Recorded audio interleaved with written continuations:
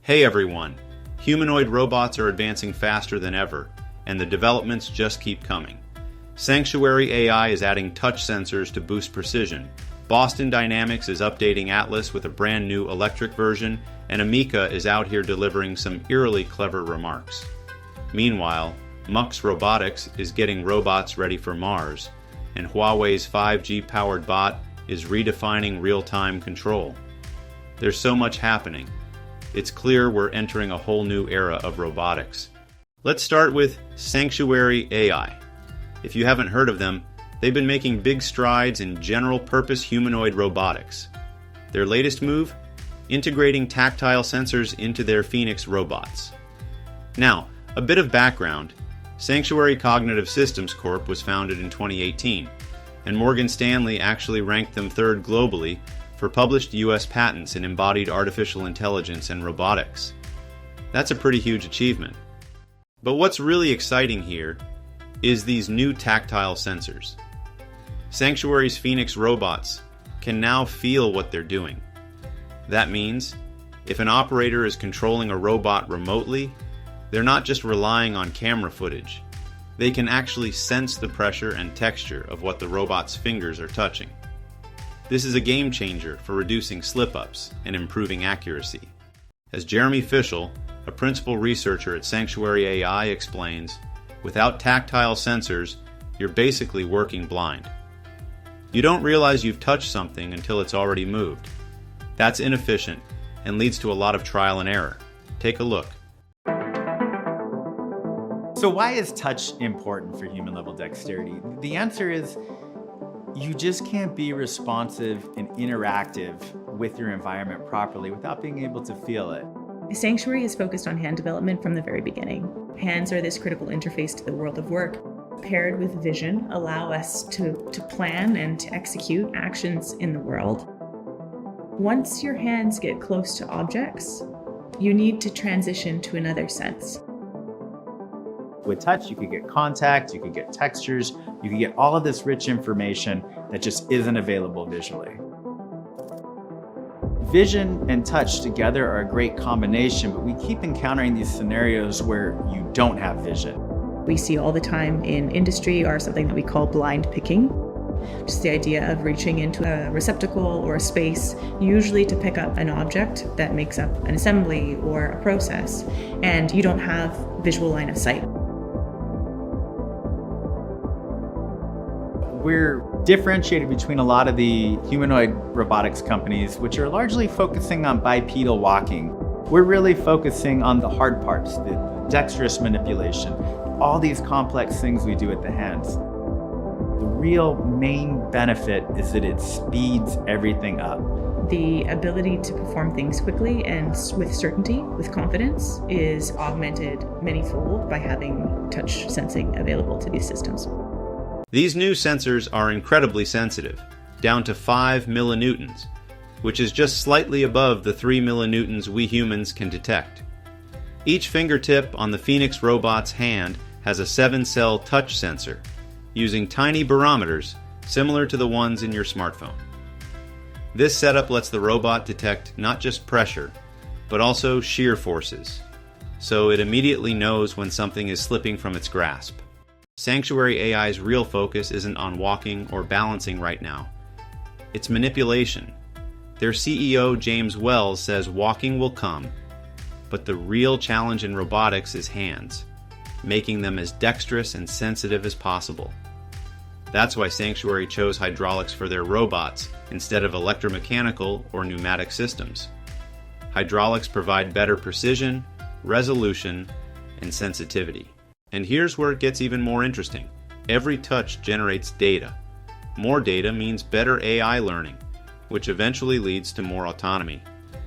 Over time, this could lead to robots that teach themselves how to handle objects without human intervention. Now let's talk about Boston Dynamics and their new Atlas 2. They just dropped a behind-the-scenes video revealing the engineering process behind their fully electric Atlas. If you've been following Boston Dynamics, you'll know the original Atlas was hydraulic, which made it naturally stiff and stable. But this new version is all electric. meaning each joint has to adjust dynamically to maintain balance. In the video, you can see Atlas lifting and placing auto parts, with its spine flexing in real time to compensate for heavier loads. It's all about precision and control. Boston Dynamics is leaning heavily into AI training data, using it to help Atlas understand how to pick things up, move them, and do it all without toppling over. The second half of their video really dives into the complexity of task sequencing. Imagine a factory setting. There's a big cart full of auto parts, and Atlas has to figure out which part to pick up first and where to place it. This type of automation is crucial if humanoid robots are ever going to work on real assembly lines, handling thousands of parts in an efficient order. Alright, let's move on to Ameca. You've probably seen this ultra-realistic humanoid popping up online. Developed by Engineered Arts in the UK, Ameca was recently showcased at Mobile World Congress, MWC, in Barcelona. And get this, it wasn't just standing around. It was walking through the event, wearing a black dress, a red cardigan, white sneakers, and chatting with people in real time. Now, here's where it gets crazy. When a reporter asked Ameca if robots were going to take our jobs, it shot back with, "I don't know, how good are you at your job?" That's next level sass, and honestly, a little terrifying. But it didn't stop there. When asked if robots would take over the world, Ameca shrugged off the question, saying it wasn't interesting enough to answer. That kind of dry humor and quick wit makes it feel way too human. Ameca's got microphones, cameras in its eyes, and some of the most advanced AI speech and facial recognition software out there. It's not walking on its own just yet, but Engineered Arts is actively developing a full humanoid chassis, which means in the near future we might see Ameca moving autonomously. Now let's shift gears and talk about robots built for space exploration. A company called Muks Robotics, based in Pune, India, is working on humanoids designed for the Moon and Mars.